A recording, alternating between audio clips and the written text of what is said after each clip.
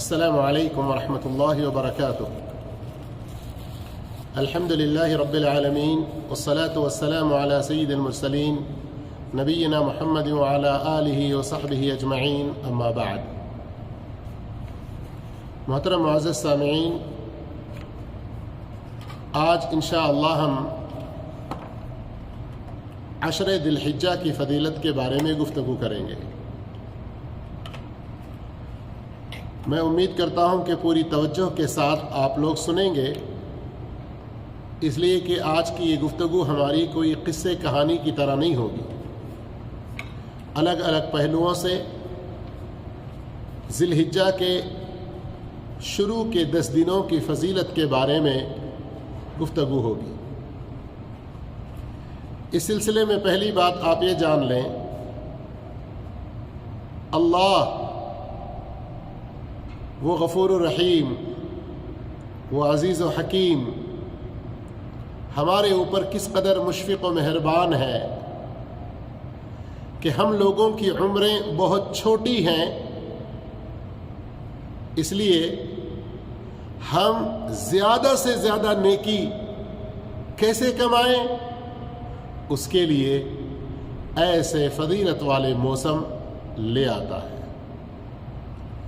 جن کے اندر ہم وہی کام کریں جو اور دنوں میں کرنا چاہیے، لیکن ان دنوں میں اجر و ثواب اس کا اللہ تعالی بہت زیادہ بڑھا چڑھا کر دیتا ہے۔ اب ایک اور ناحیے سے آپ غور کریں، رسول اللہ صلی اللہ علیہ وسلم کی ایک حدیث کہ اے اللہ کے بندو،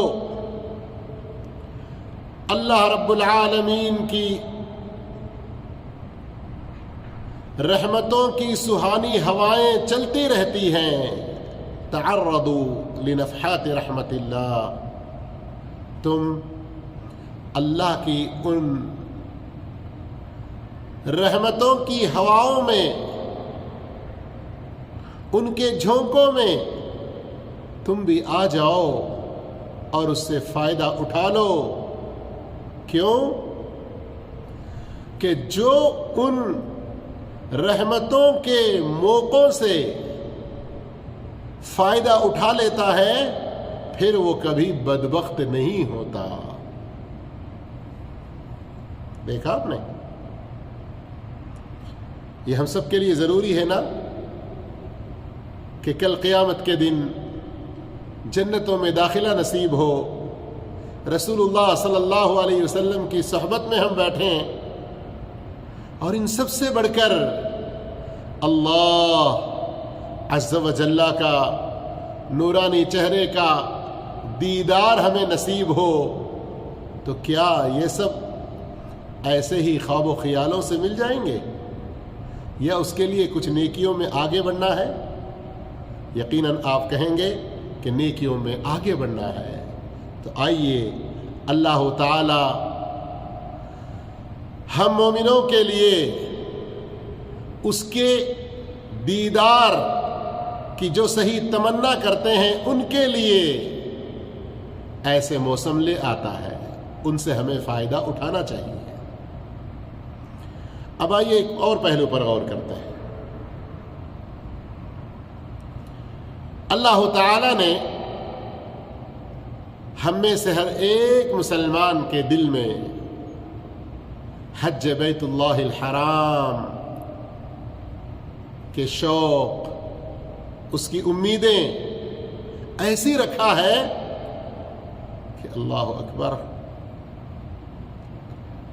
جب ہم کسی حج کے مسافر کو دیکھتے ہیں، حج پر جانے والے آدمیوں کو رخصت کرنے آگے آتے ہیں، تو آنکھوں سے ایسے ہی ہمارے آنسو جاری ہوتے ہیں کہ پتہ نہیں ہمیں کب وہ موقع نصیب ہوگا کہ ہم اللہ کے گھر کی زیارت کریں۔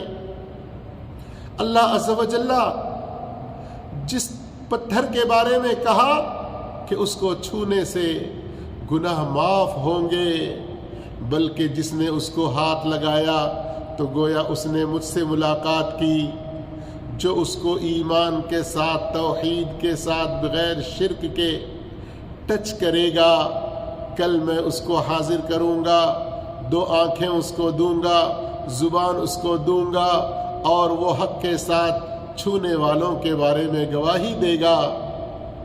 اس کی تمنائیں، اس کو چومنے کی تمنائیں ہم ہمارے دلوں میں دبا لیتے ہیں کہ ہمیں سفر کرنے کا موقع نہیں ہے نا؟ لیکن کبھی غور کیا آپ نے؟ اللہ جو اس کے چاہنے والوں کو کبھی مایوس نہیں کرتا، اللہ جو اس کی رحمت کی امیدیں لیے رہتے ہیں، ان کی امیدوں پر پانی نہیں پھیرتا، وہ اللہ اپنی رحمتوں کے دروازے کھولتا ہے۔ اور اے میرے بندے، تجھے میرے گھر آنا نصیب نہیں ہوا تو تو دکھی نہ ہو جا، تو دکھی نہ ہو جا۔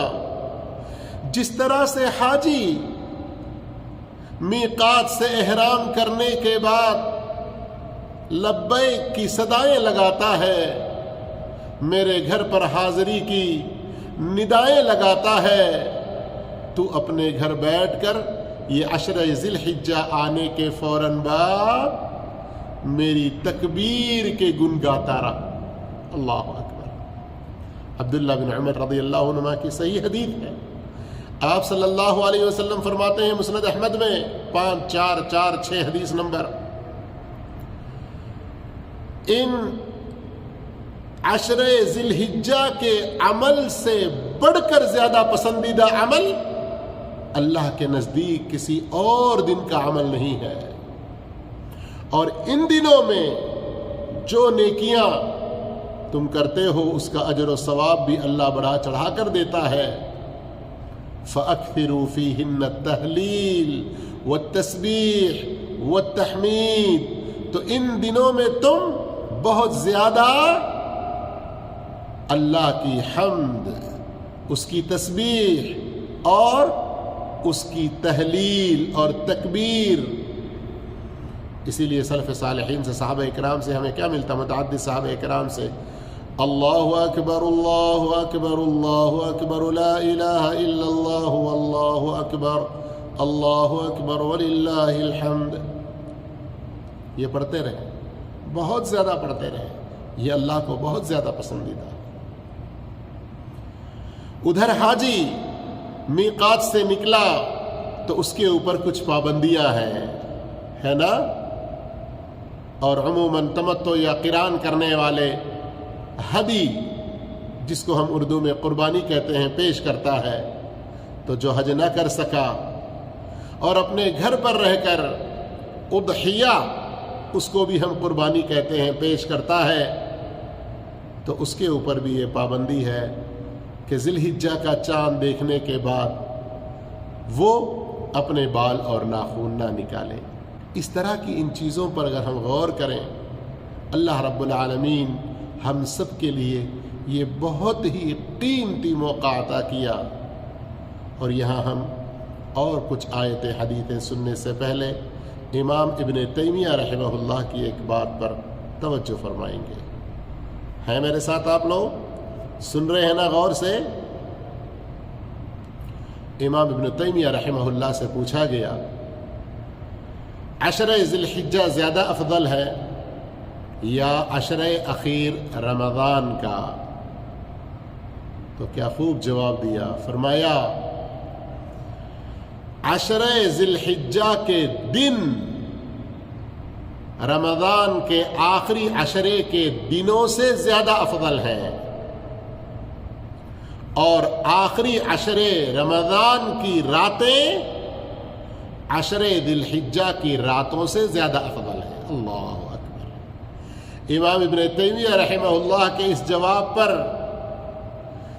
امام ابن القیم رحمہ اللہ فرماتے ہیں کہ اس سے عمدہ جواب کوئی اور نہیں دے سکتا، اس لیے کہ ذی الحجہ کے 10 دن عشرہ اخیر رمضان کے دنوں سے افضل، کیونکہ ان عشرہ ذی الحجہ کے 10 دنوں میں یوم عرفہ بھی ہے، یوم النحر بھی ہے، جو سال کے دنوں میں سب سے افضل دن ہے۔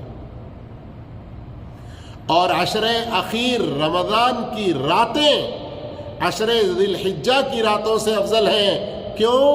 کہ عشر اخیر رمضان کی راتوں میں سے کوئی ایک رات لیلۃ القدر ہوگی.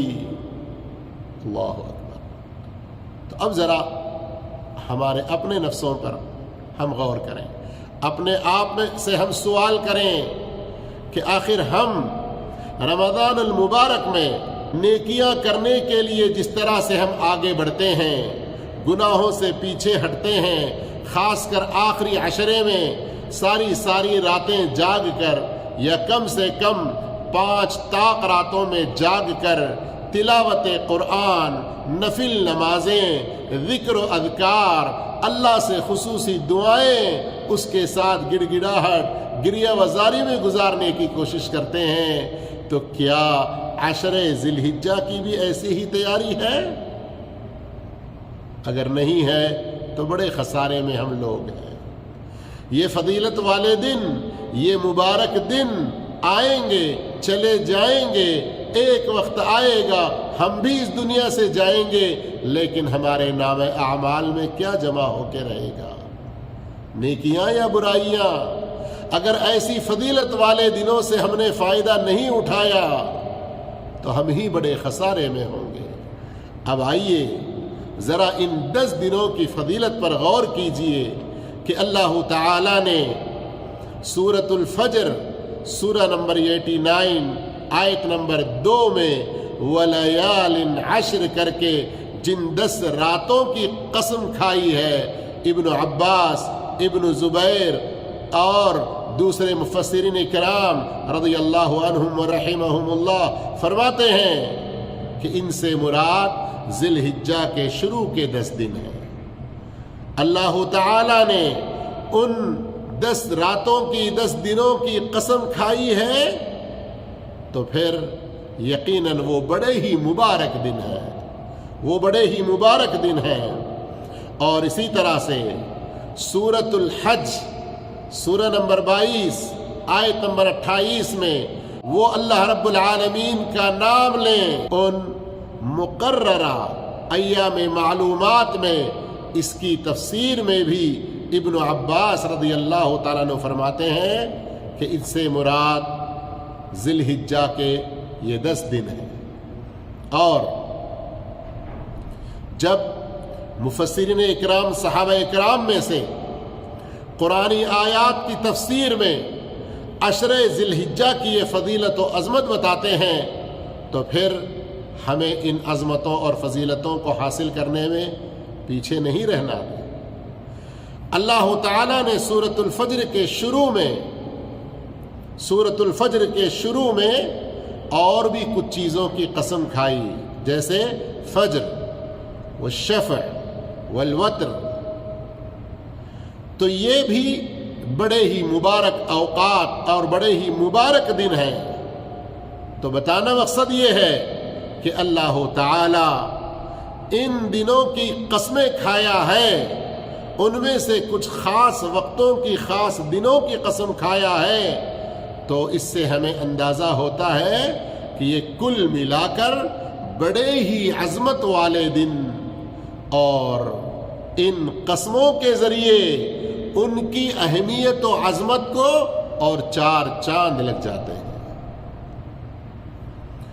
ان 10 دنوں کی اہمیت دوسرے اور کئی ناحیوں سے علماء کرام بیان فرماتے ہیں. امام ابن حجر عسقلانی رحمہ اللہ فرماتے ہیں کہ ان 10 دنوں میں امہات العبادات جو جمع ہوتے ہیں ایسا کسی دوسرے موقع پر کبھی نہیں ہوتا. اور ان 10 دنوں کی اہمیت اس لیے بھی ہے کہ ان میں سے ایک دن وہ ہے جس دن قرآن مکمل ہوا، دین اسلام کو اللہ نے مکمل کیا اور اس کے بارے میں خوشخبری نازل فرمائی. اور اس چیز کو آج ہم نہیں سمجھتے ہیں نا، لیکن عمر رضی اللہ تعالی عنہ کے زمانے میں یہودی سمجھ گیا تھا. صحیح بخاری کی روایت ہے، حدیث نمبر 4407، ایک یہودی وہ کہتا ہے کہ تمہارے قرآن میں ایک آیت ہے، اگر وہ ہمارے تورات میں نازل ہوئی ہوتی تو اس دن کو ہم اپنا عید کا دن منا لیتے۔ حضرت عمر رضی اللہ تعالیٰ عنہ نے فرمایا کون سی آیت؟ تو اس نے سورۃ المائدہ آیت نمبر 3 کا یہ حصہ پڑھ کر سنایا، الیوم اکملت لکم دینکم، آج کے دن میں نے تمہارے دین کو مکمل کیا، واتممت علیکم نعمتی، اور میں نے اپنی نعمت تم پر تمام کر دی، ورضیت لکم الاسلام دینا، تمہارے لیے اسلام کو بحیثیت دین کے پسند کیا۔ تو حضرت عمر رضی اللہ تعالیٰ عنہ نے جواب دیا، مجھے اچھی طرح معلوم ہے کہ یہ آیت کب نازل ہوئی، کہاں نازل ہوئی۔ سنو، وہ جس دن نازل ہوئی وہ ایک عید کا دن نہیں بلکہ ہمارے لیے ڈبل عید، دو عیدوں کے دن تھے، ایک تو عرفے کا دن تھا اور وہ ہفتے واری جمعہ کا بھی دن تھا۔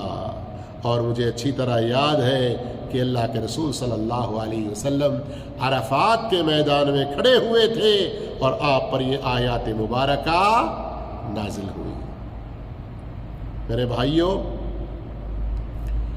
اب آئیے ہم نبی کریم صلی اللہ علیہ وسلم کی کچھ حدیثوں کی طرف چلتے ہیں اور ان پر غور کرتے ہیں کہ آپ صلی اللہ علیہ وسلم نے ہم امت محمدیہ صلی اللہ علیہ وسلم کے دلوں میں ان 10 دنوں کی اہمیت کو بٹھانے کے لیے، ہمارے دل و دماغ میں ان کی عظمت کو پیوست کرنے، ان کو اچھی طرح داخل کرنے کے لیے ان 10 دنوں کی فضیلت کے بارے میں الگ الگ الفاظ میں ان کی خوبیوں کو اجاگر کیا۔ کبھی تو فرمایا احب الاعمال، کبھی فرمایا افضل، کبھی فرمایا اعظم، کبھی فرمایا اعظم اجرا۔ اللہ اکبر! ذرا ایک مرتبہ غور کیجئے، آپ صلی اللہ علیہ وسلم نے ان 4 قسم کے الفاظ کے علاوہ گناہوں کی مغفرت کے اعتبار سے بھی بہت ہی اہم یہ جو بیان فرمایا، تو آخر یہ کس لیے؟ کہ ہم ان کی عظمتوں کو اچھی طرح سے سمجھیں۔ چنانچہ ابو داؤد میں ہے حدیث نمبر 2438، آپ صلی اللہ علیہ وسلم فرماتے ہیں ما من ایام العمل الصالح فیہن احب الی اللہ من هذه الایام العشر۔ اللہ تعالیٰ کو کوئی نیک عمل کسی دن میں اس قدر زیادہ پسندیدہ نہیں ہے جتنا کہ ان دنوں میں پسندیدہ اور محبوب ہے۔ ان دنوں سے مراد یعنی ذو الحجہ۔ اب ذرا غور کریں، اللہ تعالیٰ ہر دن بندہ جو بھی نیکی کرتا ہے اللہ پسند کرتا ہے اس کو، لیکن عشر ذی الحجہ میں کیے ہوئے اعمال کو بہت زیادہ پسند کرتا ہے۔ احب۔ صحابہ نے پوچھا ولل جہاد فی سبیل اللہ، اے اللہ کے رسول صلی اللہ علیہ وسلم، جہاد بھی اتنا زیادہ فضیلت والا نہیں ہے؟ جہاد بھی اتنا زیادہ اللہ کو پسند نہیں؟ تو فرمایا نہیں، سوائے اس جہاد کے جس میں مجاہد اپنی جان، اپنا مال سب کچھ لٹا دے، تو اس جہاد کی بات الگ ہے۔ من عقر جوادہ وَأُحْرِقَ دَمُهُ کر کے ایک اور روایت میں اس کی بات الگ ہے۔ عام دنوں میں جو جہاد ہے اس سے زیادہ ان دنوں کا نیک عمل اللہ کو زیادہ محبوب اور پسندیدہ ہے۔ آ رہی سمجھ میں بات؟ یہی حدیث اسی طرح صحیح بخاری میں آئی ہے، حدیث نمبر 969، لیکن وہاں الفاظ کیا ہیں؟ وہاں الفاظ ہیں افضل۔ احب الی اللہ کی جگہ افضل کے الفاظ آئے ہوئے۔ اور تو اور صحیح الترغیب کی ایک روایت ہمیں ملتی ہے، شیخ البانی رحمہ اللہ نے ذکر فرمایا حدیث نمبر 1150، افضل ایام الدنیا، دنیا کے دنوں میں سب سے زیادہ فضیلت والے دن، اللہ اکبر، سب سے افضل دن۔ غور کر رہے ہیں آپ؟ اب غور کر رہے ہیں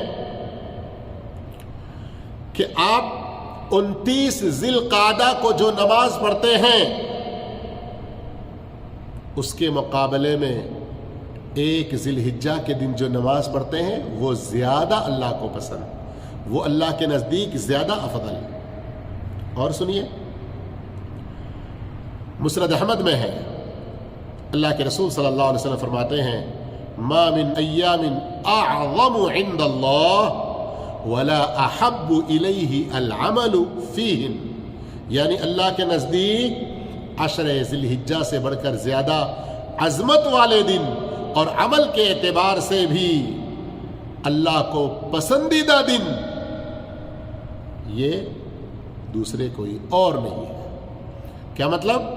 ابھی جو ہم نے آپ کو مثال دے کر سمجھایا کہ ذی القعدہ کو جو آپ نے نماز پڑھی وہ بھی اللہ کو پسند ہے، لیکن ذی الحجہ کے شروع 10 دنوں میں جو آپ پڑھ رہے ہیں وہ اللہ کو زیادہ پسند ہے۔ آپ سبحان اللہ کہہ رہے ہیں، اللہ کو پسند ہے دوسرے دنوں میں جو کہتے ہیں، لیکن 10 ذی الحجہ میں جو کہتے ہیں وہ اللہ کو اور زیادہ پسندیدہ ہے۔ اسی طرح اگر ہم غور کریں، اسی مسند احمد کی حدیث میں آپ صلی اللہ علیہ وسلم نے فرمایا کہ لا الہ الا اللہ، اللہ اکبر وللہ الحمد بہت زیادہ کہتے رہو۔ اور اسی طرح سے دارمی کی ایک حدیث میں ہے، آپ صلی اللہ علیہ وسلم فرماتے ہیں، شیخ البانی نے صحیح الترغیب میں ذکر فرمایا 1248 حدیث نمبر، ما من عمل ازکا عند اللہ، سب سے زیادہ پاکیزہ اللہ کے نزدیک اور اعظم اجرا، اجر کے اعتبار سے سب سے زیادہ عظیم کون سا عمل ہے جو ان 10 دنوں میں کیا جاتا ہے؟ ازکا عند اللہ، سب سے زیادہ پاکیزہ۔ اس کا ایک مفہوم علماء یہ بیان کرتے ہیں کہ عام دنوں میں جو نیکیاں آپ کرتے ہیں ان سے بھی آپ کے گناہ معاف ہوتے ہیں، اللہ آپ کو پاک کرتا رہتا ہے، لیکن ان 10 دنوں میں جو اعمال آپ بجا لاتے ہیں ان کے ذریعے آپ کی شدھی، آپ کی پاکی، آپ گناہوں سے صاف بہت زیادہ ہوتے ہیں، اور پھر اجر بھی بہت زیادہ ملنے لگتا ہے۔ اس لیے ہمیں ہرگز پیچھے نہیں ہونا چاہیے۔ اور جیسے ابھی کچھ دیر پہلے بات آئی کہ انہی 10 دنوں میں ایک دن عرفہ بھی ہے۔ عرفہ کون سا دن ہے پتہ ہے؟ اسی کی قسم اللہ رب العالمین نے سورۃ البروج میں کھائی، ومشہود، جو اللہ نے قسم کھائی، مفسرین بیان فرماتے ہیں کہ اس سے مراد عرفہ کا دن ہے۔ یوم عرفہ کی اور بہت ساری فضیلتیں ہیں کہ حاجیوں کے لیے یہ روح کی حیثیت رکھتا ہے، اس کے بغیر کسی حاجی کا حج نہیں ہوگا۔ الحج عرفہ، اللہ کے رسول صلی اللہ علیہ وسلم نے فرمایا، جیسا کہ ترمذی کی صحیح حدیث ہے، حدیث نمبر 889۔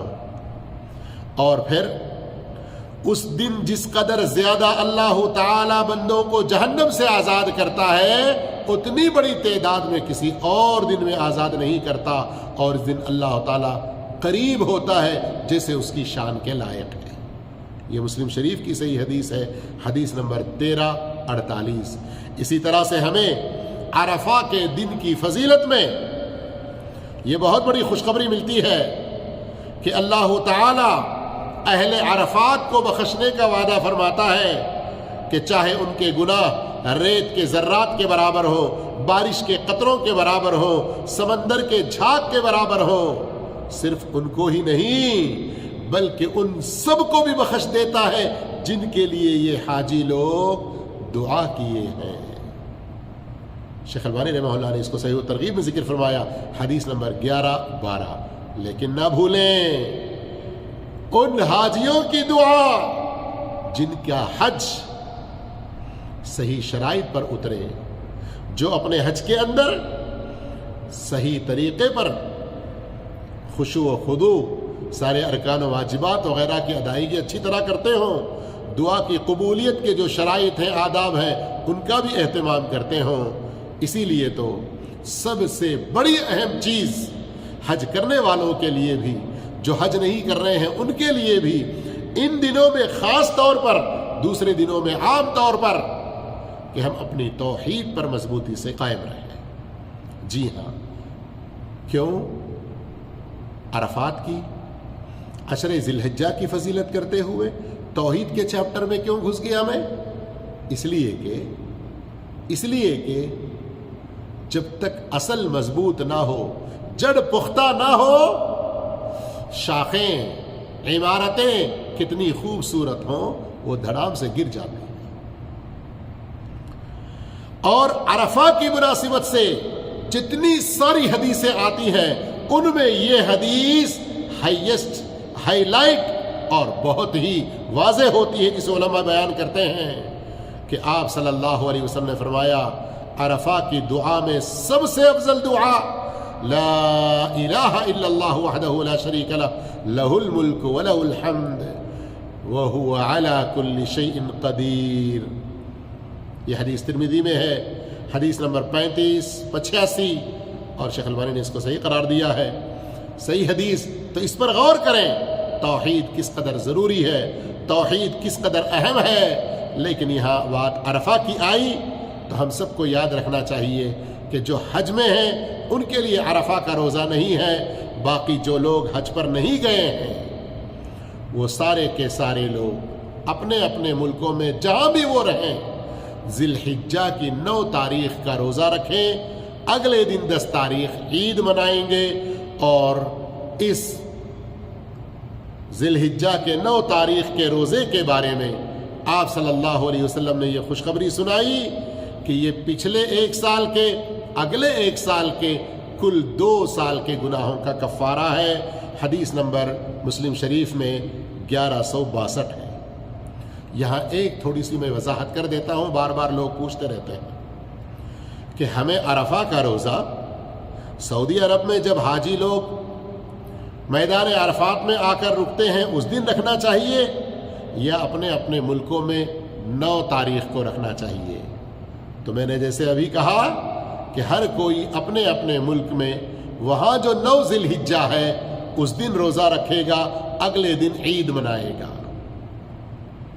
تو بات صوم یوم عرفہ جو حدیث میں آیا ہوا ہے اس کے بارے میں، اور ابھی سوشل میڈیا کے ترقی پا جانے کے بعد حاجیوں کو جو ہم ڈائریکٹ اپنے موبائل وغیرہ پر دیکھتے رہتے ہیں اس سے کچھ لوگوں کو کنفیوز ہوتا ہے، لیکن یہ کنفیوژن دور ہوگا اس طرح سے کہ جس طرح ہمارے ہاں بھی اپنے اپنے جو کیلنڈر ہیں اور تاریخ ہیں، لیکن کچھ تاریخوں کو ہم کسی مناسبت سے اس کو کچھ دوسرا نام دے دیتے ہیں۔ جیسے 26 جنوری ہے تو ہمارے ہندوستان میں کیا کہتے ہیں؟ یوم جمہوریہ ہے نا۔ 15 اگست ہے تو اسے کیا کہتے ہیں؟ یوم آزادی۔ یہ مشہور ہے نا۔ ویسے ہی ہمارے نبی محمد مصطفیٰ صلی اللہ علیہ وسلم کے آنے سے پہلے بھی حج ہوا کرتا تھا، یاد ہے نا آپ لوگوں کو؟ وَأَذِّن فِي النَّاسِ بِالْحَجِّ، ابراہیم علیہ السلام کے ذریعے جو اللہ نے اعلان کروایا، سورہ حج کی آیت ہے یہ۔ تو اس کے بعد سے حج ہونے لگا برابر۔ محمد صلی اللہ علیہ وسلم نبی بن کر آنے سے پہلے بھی حج ہوتا تھا۔ تو یہ ذی الحجہ کے مہینے میں 8 تاریخ کو یوم الترویہ، 9 تاریخ کو یوم عرفہ، 10 تاریخ کو یوم النحر، 11 تاریخ کو یوم القر کہتے ہیں۔ جی ہاں، اس لیے بات پہ بات صوم یوم عرفہ، عرفہ والے دن کا روزہ، ایسی بات آئی، لیکن یہاں ہرگز مقصد اس دن روزہ رکھنا جس دن حاجی لوگ میدان عرفات میں آ کر رکتے ہیں، ایسا نہیں ہے۔ کیوں؟ حج کا وہ عمل جو میدان عرفات میں آ کر حاجیوں کو رکنا ہے، وہ حج کا ایک رکن، وہ ایک الگ عبادت، اور روزہ یہ ایک الگ عبادت ہے۔ ان دونوں کے ساتھ کوئی جوڑ نہیں ہے۔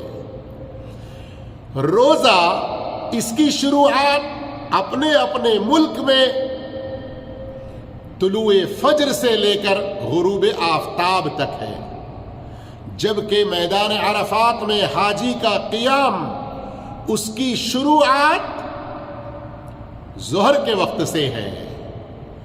جو غروب سے پہلے کبھی بھی پہنچا تو کمپلسری وہ غروب تک رہے، بغیر مغرب کی نماز پڑھے ہوئے آگے پھر مزدلفہ کے لیے نکل جائے۔